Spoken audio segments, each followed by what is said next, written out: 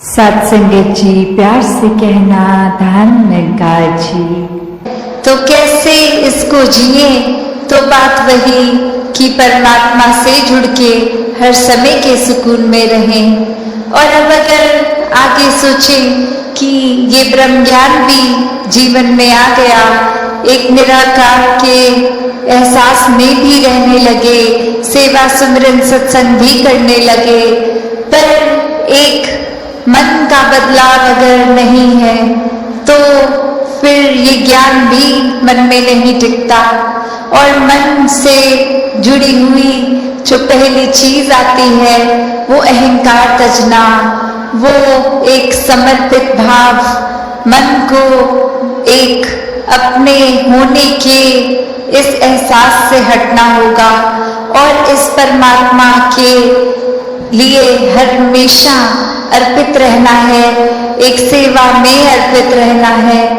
तो ये सुकून यहाँ समर्पित होने के बाद जो मिलता है, तो कैसे समर्पण के साथ सुकून। तो अपने जीवन में जहाँ हम समर्पण की बात करते हैं, तो ये समर्पण कैसा समर्पण है? एक समर्पण सिर्फ ये तो नहीं कि कभी अक्सर जीवन में हम देख लेते हैं, हम कह देते हैं कि हमसे कोई सीनियर है, वो कुछ ऑर्डर्स दे रहे हैं और हम करते चले जा रहे हैं। अक्सर किसी ना किसी प्रोफेशन में देखा है, ऑफिसेज में या किसी भी सर्विस में, तो एक सीनियर का ऑर्डर मान लेना या फिर कोई अथॉरिटेटिव पर्सन, कोई टीचर, कोई और इस तरह से जो हम पे कोई बात करते हैं और वो मान लेना, वो अक्सर ये रूप उसका समर्पण का नहीं बन पाता, क्योंकि ये रूप तो वो डर से है कि वो जो कह रहे हैं वो करना ही होगा, वरना नौकरी से निकाल दिए जाएंगे, वरना फिर कोई और इस बात की रेपरकशन हो सकती है। हर किसी के साथ भी, चाहे इंसान हो या किसी और प्रकार की ये कुदरत ने ये क्रिएशन, तो ये एकत्व का भाव, फिर एक तालमेल का भाव भी आता है कि जहाँ एक हार्मनी के साथ एक रस होके इस परमात्मा के साथ, तो हर एक में ही ये परमात्मा का वास होना कण कण में, और एक एक इंसान में फिर वो ऐसे ही नजर आता कि हर कोई अपना है, कोई पराया नहीं है, हर कोई ही श्रेष्ठ है, चाहे कहीं पे भी जन्म हुआ हो, एक स्थान, एक जगह, एक जो बोलो कि कोई ऊंचा कोई नीचा नहीं, क्योंकि सभी में परमात्मा है, सभी सर्वश्रेष्ठ हैं। तो फिर ये जाति पाति के बंधन भी इंसान के दिल में घृणा नहीं लाते, क्योंकि ये पता है कि ये परमात्मा को ही पूजना है, हर एक में पूजना है, और फिर ये पूरे संसार के लिए सेवा रूप ये निस्वार्थ होके। तो जब इस परमात्मा को सब में देखा जाता है, तो ही वाक्य में एक अंदर से जो पूरे संसार के लिए एक होने का मतलब, एक जीवन को वरदानीय जीवन बनाने का बात कि संसार में आए हैं, तो वाकई ही मनुष्य बने, वाकई ही ऐसे हमारे काम हो जो परोपकार के लिए हो, जो सिर्फ अपने लिए एक स्वार्थ से ना उठे भाव, सिर्फ अपने आप की ही बेहतरी के लिए नहीं सोचे, दूसरे का हक छीने नहीं, बल्कि सबको साथ लेके आगे बढ़ने वाली बात, हर एक के प्रोग्रेस में अपना प्रोग्रेस छुपा हो। तो कैसे जब भी संसार में संत महात्मा ये इस परमात्मा से अरदास करते हैं, तो हर एक के ही सर्वत्र बले हुई दल, तो वो हर एक के ही लिए एक मन से वो प्यार है, इसलिए ही, और वो प्यार पहले खुद बनना है, फिर ही प्यार हर एक तक पहुंचाना संभव होगा, वरना कुछ देर के लिए तो एक बात कही जा सकती है, किसी के आगे अच्छा व्यवहार किया जा सकता है, पर वो जब हम खुद ही प्यार बन जाएंगे तो बहुत आसानी से जो गुण अंदर है वो हर एक तक पहुंचाना संभव हो जाएगा। कोई छोटी छोटी चीजों को पकड़ के भक्त नहीं बैठते। भक्त भी इस परमात्मा की तरह विशाल होते हैं, अपने मनों को विशाल कर लेते हैं कि ये जीवन में इस तरह छोटी बातों में उलझना नहीं है, ये नफरतों के कारण नहीं बनाने, जीवन में सिर्फ एक बहते जाना है इस परमात्मा की रजा में, इस निराकार की रजा में, हर पल में शुक्राना भाव लेकर ये जीवन को जीते जाते हैं। और हर समय यही सिखाया है भक्तों ने कि ये समाज में, घर परिवार में, गृहस्थ में रहकर ही भक्ति को करना है। एक अपने मन के जो भी बायसनेस बनाए हैं, कोई भी कार्य से हमने खुद को श्रेष्ठ, दूसरे को नीचा बना लिया है, तो ये एक हमारा ही भूलेखा है, क्योंकि सभी में परमात्मा विराजित है, एक बराबर है सभी।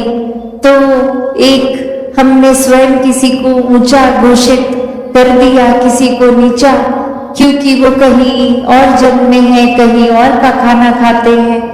तो ऐसा जीवन अगर हम ऐसी सोच रख रहे हैं तो नुकसान हमारा ही है, क्योंकि सभी श्रेष्ठ हैं, सभी में परमात्मा है, और जिस घट में भी परमात्मा है वो नीचा हो ही नहीं सकता। परमात्मा तो कण कण में है, पूरे ब्रह्मांड में है, इस संसार के एक कण कण में है। तो फिर यही कण कण से शिक्षा की बात आती है कि कैसे हर एक से ये सीख लेना, और सत्संग में भी जब आते हैं तो वो इस भाव से ही आते हैं कि जो भी आज सुना उसमें से शिक्षा लेकर अपने जीवन को वो वचनों के अनुसार एक ढाला जाए कि कैसे ये परमात्मा ही जो हर चीज का करता है। जब मन इस पे टिका लिया, एक अपने आप को इसके हवाले कर दिया, तो फिर ये बात कि ये जो भी कर रहा है इसका किया सब पूर्ण, सब परफेक्ट एकदम है, तो फिर एक चिंता मन में उस रूप में नहीं आती। फिर यही बात कि जो ये कर रहा है इसी की रजा में राजी हैं हम, तो फिर एक कुछ भी हमें मन को खट्टा करने वाली बात नहीं लगती। कोई भी स्थिति एक ऐसी नहीं लगती कि ये परमात्मा ने जीवन में क्यों डाल दिया, या ये ऐसे करता परमात्मा तो ज्यादा बेहतर होता। नहीं, भक्त तो हमेशा यही कहते हैं तेरा भाना मीठा लागे, कि कैसे एक जीवन में कुछ भी है ये चाहे खट्टा भी है तो भी मीठा लगता है। सिर्फ ये कोई एक एक्टिंग रूप नहीं है, ये भक्तों के मन की अवस्था है। तो अगर ऐसे मन की अवस्था हर कोई चाहता है कि हो, तो वो संभव है सिर्फ और सिर्फ इस ब्रह्म ज्ञान द्वारा। क्योंकि जब ये सच्चाई एक मनुष्य को पता लग जाती है कि हमारा असली जो रूप है वो एक शरीर नहीं है, ये मानव चोला नहीं है, ये आत्मा जो सदैव सिर चोले बदल रही है, इसको जब मोक्ष लेना है तो एक मनुष्य के शरीर से जीते जी ये परमात्मा की जानकारी, ये ब्रह्म का ज्ञान जब मिल जाता है तो ही वो मुक्ति, मोक्ष, साल्वेशन पॉसिबल होती है। और अपने मन में सिर्फ ये जिज्ञासा लाना ही उस समय कि किस तरह हम कहाँ से आए हैं, कहाँ जाना है, और जीते जी किस तरह का जीवन निभाना है। जब ये एक जिज्ञासा लाकर ये ब्रह्म ज्ञान की बात मिल जाती है तो ही जीवन सफल हो जाता है। सात संगत जी, धन निरंकार जी। सात संगत जी, प्यार से कहना धन निरंकार जी। सात संगत जी, मानव एकता, एक को जानो, एक को मानो, एक हो जाओ। सात संगत जी, आइए जानते हैं इस विचार के माध्यम से।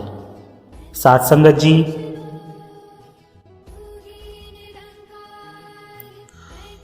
निरंकारी संतों, महापुरुषों और बहनों, मेरा आप जी के चरणों में प्यार भरा धन निरंकार जी। आज दातार सदगुरु महाराज की असीम कृपा और आशीर्वाद से हम सभी को इस पावन प्रभु चर्चा करने का यह सुंदर अवसर मिला है। सदगुरु हमें हर पल यही सिखाते हैं कि कैसे अपने जीवन को मानवता की सेवा में लगाना है और कैसे इस दुनिया को एक बेहतर स्थान बनाना है। आज दास को आदेश हुआ सात संगत जी, मानव एकता जैसे महत्वपूर्ण विषय पर कुछ विचार साझा करने का। यह केवल एक शब्द नहीं है संतों, बल्कि यह संपूर्ण मानवता का आधार है और यह हर आध्यात्मिक यात्रा का अंतिम लक्ष्य भी है। परंतु जब हम आज अपने चारों ओर दृष्टि दौड़ाते हैं सात संगत जी, तो हमें क्या दिखाई देता है? हमें एकता नहीं बल्कि विखंडन दिखाई देता है। हमें जुड़ाव नहीं बल्कि अलगाव दिखाई देता है। इंसान ने इंसान के बीच में इतनी अदृश्य और मोटी दीवारें खड़ी कर दी है कि एक ही धरती पर रहते हुए भी हम, एक ही हवा में सांस लेते हुए भी हम एक दूसरे से मीलों दूर हो गए हैं। सात संगत जी, यह दीवारें हैं धर्म की, जाति की, पंथ की, रंग की, भाषा की, राष्ट्र की और आर्थिक स्थिति की। सात संगत जी, इन दीवारों ने हमारी चेतना को इतना संकीर्ण कर दिया है कि हमारा परिचय मानव होने से पहले कुछ और हो गया है। कोई हिंदू है, कोई मुसलमान है, कोई सिख है, तो सात संगत जी कोई ईसाई है। कोई भारतीय है तो कोई अमेरिकी, कोई अमीर है तो कोई गरीब, कोई श्वेत है तो कोई काला। इन बाहरी लेवलों और पहचानों के बोझ तले हमारी असली पहचान जो है सात संगत जी, हमारी मौलिक पहचान कहीं दबकर रह गई है। और वह पहचान है इंसान होने की। यह विभाजनकारी सोच हर धर्म की मूल शिक्षाओं के विरुद्ध है। संतों, पवित्र बाइबिल में भी इसे एकता का संदेश देते हुए कहा गया है कि अब ना कोई यहूदी रहा, ना यूनानी, ना कोई दास रहा, न स्वतंत्र, ना कोई नर रहा, ना नारी, क्योंकि तुम सब मसीह यीशु में एक हो। इसी सच्चाई को संत कबीर ने कितनी सुंदर शब्दों में बयान किया। सात संगत जी, सुनो कि अव्वल अल्लाह नूर उपाया, कुदरत दे सब बंदे, एक नूर ते सब जग उपजिया, कौन भले कौन मंदे। तो संतो, अब प्रश्न यह उठता है कि इस विभाजन का, इस अलगाव का मूल कारण क्या है सात संगत जी? सात संगत जी, इसका मूल कारण है अज्ञानता। सात संगत जी, अज्ञानता का गहरा अंधकार यह उस सत्य की अज्ञानता है जो हम सबके भीतर समान रूप से विद्यमान है। हम अपनी पहचान अपने शरीर, अपने विचारों, अपनी मान्यताओं और अपने सामाजिक संरचनाओं से करते हैं। संतों, इस देह को अभिमान कहते हैं। जब हम स्वयं को यह नश्वर शरीर मानते रहेंगे तब तक भेदभाव बना रहेगा, क्योंकि हर शरीर दूसरे से भिन्न है। संतों, हर शरीर की जरूरतें, इच्छाएं और सीमाएं अलग अलग है। इसी देह अभिमान को तोड़कर अपनी असली पहचान को जानने का इशारा करते हुए गुरुवाणी में भी फरमाया गया है कि मन तू ज्योति स्वरूप है, आपन मूल पहचान, अर्थ है मेरे मन तू उस परम ज्योति का ही स्वरूप है। अपने मूल को, अपनी असलियत को पहचान। जैसे एक महासागर में अनगिनत लहरें उठती है, हर लहर का अपना एक आकार होता है, अपनी एक गति होती है और एक क्षण के लिए उसका अपना एक अस्तित्व प्रतीत होता है।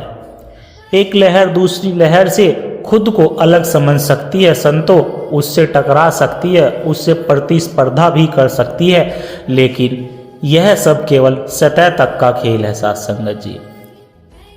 गहराई में जाकर देखो तो हर लहर का आधार, उसका सार, उसका अस्तित्व केवल और केवल जल ही है।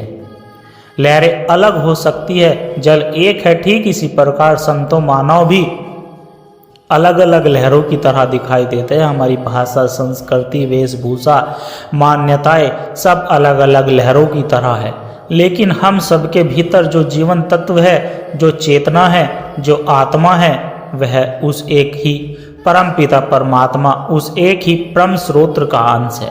हम सब उसी एक जीवन महासागर का हिस्सा है। इसी परम सत्य का बोध कराने के लिए, इसी अज्ञानता के अंधकार को मिटाने के लिए समय समय पर इसी धरा पर पूर्ण सद्गुरु यानी समय के पूर्ण आध्यात्मिक मार्गदर्शक का आगमन होता है। सतगुरु हमें कोई नया धर्म या फिर पंथ नहीं देते, बल्कि वे हमें हमारी भूली हुई पहचान वापस दिलाते हैं। वे हमारी आंखों से अज्ञानता की पट्टी को हटाकर हमें वह देखने की दृष्टि प्रदान करते हैं जो पहले से ही मौजूद है। इसे ही संतों ब्रह्म ज्ञान या फिर सत्य का प्रत्यक्ष दर्शन कहा जाता है। संतों ने गुरु की इसी महिमा का गुणगान करते हुए कहा है कि गुरु गोविंद दो खड़े, काके लागू पाए, बलिहारी गुरु आपने गोविंद दियो बताए। साथ संगत जी, यह ज्ञान हमें बताता है कि जिस ईश्वर को हम बाहर मंदिर, मस्जिदों, गिरजाघरों में खोज रहे हैं, संतो वह कोई दूर आकाश में बैठी हुई सत्ता नहीं है, बल्कि वह कण कण में व्यापक सर्वव्यापी निरंकार शक्ति है, जो तेरे में, मेरे में, हर जीव में, हर जंतु में, हर वस्तु में समान रूप में विद्यमान है। जैसे कि खुद परमात्मा की ओर से कबीर जी कहते हैं कि मोह को कहाँ ढूंढे रे बंदे, मैं तो तेरे पास में, ना मैं देवल, ना मैं मस्जिद, ना काबा कैलाश में। वेदांत भी इसी ज्ञान की ओर संकेत करता है। कठोपनिषद में कहा गया है, एको वसी सर्वभूत आत्मा, एकम रूप बहुध्याय, करोति तममाम स्थिति, ससुनेत्रस, अर्थात वह एक ही नियता है जो सभी प्राणियों के भीतर की आत्मा है, वह एक ही है। संतों पर अपने रूप को अनेक प्रकार से प्रकट करता है। जो ज्ञानी पुरुष उसे अपने भीतर स्थित देखते हैं, उन्हें ही शाश्वत सुख मिलता है, दूसरों को नहीं। पवित्र कुरान शरीफ में भी किसी सत्य की पुष्टि की गई है कि संतों जहाँ खुदा फरमाता है, वह ननु अकबू ई अबवरी, अर्थात वह अल्लाह इंसान की गर्दन की नस से भी ज़्यादा उसके करीब है। तो संतों, जब यह बोध होता है, यह अनुभूति होती है कि हम सब एक ही नूर से उपजे हैं, तो एकता का भाव स्वतः ही प्रकट हो जाता है। एक सुंदर उदाहरण है सोने का। एक सुनार सोने की अंगूठी, हार, कंगन, झुमके आदि अनेक प्रकार के आभूषण बनाता है। हर आभूषण का नाम अलग अलग है, रूप अलग है और उपयोग भी अलग है, लेकिन साथ संगत जी, क्या उनका सार अलग है? नहीं। उन सभी के भीतर एक ही तत्व है, वह है सोना जो उसमें विद्यमान है। कोई ज्ञानी व्यक्ति आभूषण के नाम रूप में उलझा है, वह उसके मूल तत्व सोने को देखता है। ठीक इसी प्रकार जब हमें सत्य का ज्ञान होता है, तो साथ संगत जी, हम मनुष्य के बाहरी नाम रूप, उसके धर्म और जाति में नहीं उलझते, बल्कि उसके भीतर विराजमान उसे एक परमात्मा के अंश को देखते हैं। तब हमारे लिए हर इंसान आदरणीय हो जाता है। छंदोग्य उपनिषद में भी इसी प्रकार का अद्भुत उदाहरण मिलता है। साथ संगत जी, ऋषि उद्दालक अपने पुत्र श्वेत केतु को समझाते हैं, कहते हैं, यथा एक मर्द पिंडन सर्वम विख्यात सा, अर्थात जैसे मिट्टी के एक ठेले को जान लेने से मिट्टी बनी सभी वस्तुओं का ज्ञान हो जाता है, क्योंकि सत्य तो केवल मिट्टी ही है, बाकी सब तो नाम और रूप का विकार मात्र है। साथ संगत जी, उसी प्रकार संतों, उस एक परम तत्व को जान लेने से सब कुछ जान लिया जाता है। इसी गहरी समझ को जीवन में उतारने के लिए यह मिशन हमें 3 स्वर्णिम सूत्र देता है। एक को जानो, एक को मानो, एक हो जाओ। आइए संतों, इन 3 चरणों को गहराई से समझते हैं। पहला चरण साथ संगत जी, एक को जानो, जानना यानी प्रत्यक्ष अनुभव करना। संतों, केवल बौद्धिक स्तर पर स्वीकार करना नहीं होता। शास्त्रों को पढ़ना या फिर ज्ञान की बातें सुनना जानकारी है, ज्ञान नहीं। ज्ञान तब होता है जब सद्गुरु की कृपा से हमारी अंतरात्मा की आंख खुलती है और हम उसे एक निरंकार सर्वव्यापी सत्ता का हर कण में दर्शन करते हैं।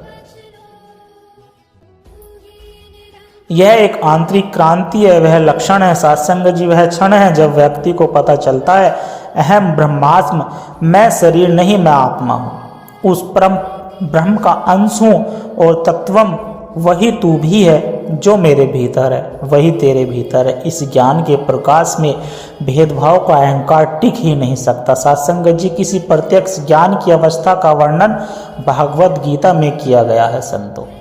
सर्वभूते आत्मा सर्वभूतान चात्माने एक योग युक्तान सर्व समद दर्शना, अर्थात जिसका मन योग से युक्त है और जो सब में संभव देखता है, वह ज्ञानी अपनी आत्मा को सभी प्राणियों में स्थित देखता है और सभी प्राणियों को अपनी आत्मा में देखता है। दूसरा चरण है सत्संग जी, एक को मानो, जानने के बाद मानना आता है संतो। यह ज्ञान को व्यवहार में लाने की प्रक्रिया है। जब हमने ज्ञान लिया कि हर इंसान में उसी एक परमात्मा का वास है, तो अब हमें अपने हर क्रम में, हर वचन में और हर विचार में सत्य को जीना है। इसका अर्थ है कि हर किसी को सम्मान देना, क्योंकि हम उसके भीतर बैठे प्रभु को सम्मान दे रहे हैं। हर किसी से प्रेम करना, क्योंकि प्रेम ही उस एक परमात्मा की भाषा है। हर किसी को क्षमा करना, क्योंकि जब सब एक ही परिवार का हिस्सा है तो मन में द्वेष कैसा। सत्संग जी, यह मानना ही हमारे अहंकार को तोड़ता है। यह मानना ही हमारे अहंकार को तोड़ता है। अहंकार ही वह दीवार है जो हमें दूसरों से अलग करती है। सत्संगत जी, जब हम हर किसी में उसी एक को मानने लगते हैं तो हमारा मैं विलीन होने लगता है और हम का विशाल भाव जागृत होता है। इसी समदृष्टि को गीता में ज्ञानी का लक्षण बताया गया है। विधा विन्य संपन्न ब्रह्मगवी हस्तानी सुनीच सुपाके च पंडिता समदर्शना, अर्थात ज्ञानी महापुरुष विद्या और विनय से युक्त ब्राह्मण में, गाय में, खाती में, कुत्ते में और चंडाल में भी समान दृष्टि से देखते हैं, क्योंकि वे शरीर को नहीं सबके भीतर स्थित एक ही आत्मा को देखते हैं। तीसरा चरण है सत्संगत जी, एक हो जाओ। यह अंतिम और स्वाभाविक परिणाम है। जब जानना और मानना हमारे जीवन का सच अंग बन जाता है तो हम एक हो जाते हैं। यह एकता किसी समझौते या फिर बाहरी दबाव का परिणाम होता है संतो, बल्कि यह एक आंतरिक रूपांतरण का फल होता है। सत्संगत जी, जैसे एक नदी जब तक बहती है उसका अपना नाम, अपना रूप होता है, लेकिन जब वह सागर में मिल जाती है तो वह सागर ही हो जाती है। उसका अलग अस्तित्व समाप्त हो जाता है और वह असीम में विलीन हो जाता है। इस परम एकता का वर्णन मुंडक उपनिषद में बड़ी सुंदरता से किया गया है। यथा नंदन मान गच्छाति नाम रूप विहाय तथा विदान नाम रूपाद मुक्त प्रात पर पुरुष मोपति दिव्यम, अर्थात जिस प्रकार बहती हुई नदियाँ अपने नाम और रूप को त्याग कर समुद्र में विलीन हो जाती है, उसी प्रकार ज्ञानी पुरुष भी अपने नाम और रूप से मुक्त होकर उस परम दिव्य पुरुष परमात्मा में एक हो जाता है। सत्संग जी, ठीक इसी तरह संतो, जब एक ज्ञानी भक्त हर किसी में प्रभु को देखता है और उसी भाव से जीवन जीता है तो वह स्वयं प्रेम, करुणा और एकता का साकार रूप बन जाता है। उसके लिए वासुदेव कुटुंबकम, यानी कि यह पूरी धरती ही मेरा परिवार है, केवल एक ही नहीं संतो बल्कि एक जीवंत अनुभव बन जाता है। इस एकता को जीवन में स्थापित करने के लिए यह मिशन हमें कुछ व्यवहारिक साधन की भी प्रदान करता है। पहला साधन है सत्संग। जब हम बिना किसी भेदभाव के एक स्थान पर बैठकर उस एक परम सत्य की चर्चा सुनते हैं ना सत्संग जी और करते हैं, तो हमारे मन पर एकता के संस्कार गहरे होते हैं। और अभी हो रहा है सत्संग एक ऐसी कार्यशाला है जहां हम अपने अलग अलग अहंकार को बाहर छोड़कर केवल एक शिष्य के रूप में, एक जिज्ञासु के रूप में बैठते हैं। यह हमें बार बार याद दिलाता है कि हमारी मंजिल एक है। दूसरा साधन है सिमरन। यह 24 घंटे उस एक निरंकार परमात्मा को मन में बिसाए रखने का अभ्यास है। सत्संग जी, जब हमारा मन निरंतर उस एक से जुड़ा रहता है तो वह भारी भेदों में भटकता नहीं है। सिमरन हमारे मन को निर्मल करता है और हमें हर परिस्थिति में शांत और संतुलित रखता है। जिससे हम क्रोध, घृणा और द्वेष जैसी विभाजनकारी भावनाओं पर विजय प्राप्त कर पाते हैं। और तीसरा और सबसे शक्तिशाली साधन है सत्संगत जी सेवा। निस्वार्थ क्रम जब हम किसी की सेवा करते हैं, चाहे वह रक्तदान हो, स्वच्छता अभियान हो या फिर किसी जरूरतमंद की मदद हो, और यह मानकर करते हैं कि हम किसी व्यक्ति की नहीं बल्कि उसके भीतर विराजमान प्रभु की सेवा कर रहे हैं, तो हमारा अहंकार पूरी तरह से गल जाता है। सत्संगत जी सेवा हमने लेने वाले से देने वाला बना देती है। संतो यह हमें सिखाती है कि मानव जीवन की सार्थकता दूसरे के काम आने में है। सेवा ही वह पुल है जो दिलों को दिल से जोड़ता है। जैसे कि गुरुवाणी में सेवा की महानता का उल्लेख है कि विच दुनिया सेवा कमाई ता दरगाह बेसु पाई, अर्थात इस दुनिया में सेवा करके ही उस प्रभु के दरबार में बैठने का स्थान मिलता है। संतो आज दुनिया को इसी आध्यात्मिक एकता की सबसे अधिक आवश्यकता है। राजनीतिक संध्या और समझौते और कानूनी नियम सतह पर शांति तो ला सकते हैं, लेकिन दिलों को नहीं जोड़ सकते। दिलों को जोड़ने की शक्ति केवल और केवल आध्यात्मिक ज्ञान में है, जो हमें हमारी साझा जड़ों से परिचित कराता है। आइए संतो हम सब मिलकर यह संकल्प ले कि हम इन दीवारों को गिराएंगे, हम अपने हृदय को इतना विशाल बनाएंगे कि उसमें समस्त मानवता समा सके। हम अपने जीवन को इस प्रकार जिएंगे कि हम मानव एकता के एक जलते हुए दीपक बन सके, जिसकी रोशनी से अज्ञानता और नफरत का अहंकार दूर हो। याद रखिए, एक फूल से बाग नहीं बनता, लेकिन हर फूल बाग की सुंदरता में योगदान देता है। इसी तरह हम में से हर एक व्यक्ति जब एकता और प्रेम का जीवन जिएगा तो यह धरती स्वतः ही एक सुंदर और शांतिपूर्ण बगीचा बन जाएगी। यही हमारे जीवन का परम लक्ष्य है और यही समय के सतगुरु का हम सभी के लिए पावन संदेश है। इन्हीं शब्दों के साथ साथ संगत जी मैं अपनी वाणी को विराम देता हूँ। बोलते हुए मुझसे कोई त्रुटि हुई हो तो साथ संगत जी क्षमा का प्रार्थी हूँ। आप सभी के भीतर विराजमान उस एक परम सत्ता को मेरा बारंबार प्रणाम। आप सभी को साथ संगत जी मेरा प्यार भरा धन्य निरंकार जी। साथ संगत जी आप सभी संतों के चरणों में दास की एक छोटी सी अरदास है। आशा है प्रमाण करे साथ संगत जी, अगर इन विचारों ने आपके दिल को छुआ है, अगर आपको आत्मिक शांति का एक कण भी महसूस हुआ है, तो इस ज्ञान के प्रसाद को केवल अपने तक सीमित ना रखे। साथ संगत जी इस प्रेम के पैगाम को आगे औरों तक भी पहुंचाए, क्योंकि एक दिए से ही दूसरा दिया जलता है। जब हम इस सत्य की आवाज को साथ संगत जी और रूहों तक पहुंचाने का माध्यम बनते हैं, तो यह भी निरंकार की एक बहुत ही सुंदर सेवा है। और इस ज्ञान की धारा से सदगुरु के इन विचारों से निरंतर जुड़े रहने के लिए आप इस सत्संग के डिजिटल परिवार का हिस्सा बन सकते हैं, ताकि जब भी कोई नया विचार साझा हो वह आप तक सहज ही पहुंच जाए और हमें एक दूसरे के विश्वास से बल मिलता रहे। साथ संगत जी सदगुरु हम सबकी छोटी छोटी सेवाएं स्वीकार करें। साथ संगत जी आशा करता हूँ दास के द्वारा कहे विचार आप सभी संतों को अच्छे जरूर लगे होंगे। अगर अच्छे लगे हो तो वीडियो को लाइक करें, शेयर करें, कमेंट बॉक्स में धन्य निरंकार जी लिखकर अपने विचार साझा जरूर करें साथ संगत जी। और दास के चैनल को भी सब्सक्राइब जरूर कर ले और दास को आशीर्वाद दे। दास हर रोज आप जी के चरणों में ऐसे ही सुंदर सुंदर विचार लेकर आता रहे। साथ संगत जी प्यार से कहना धन्य निरंकार जी।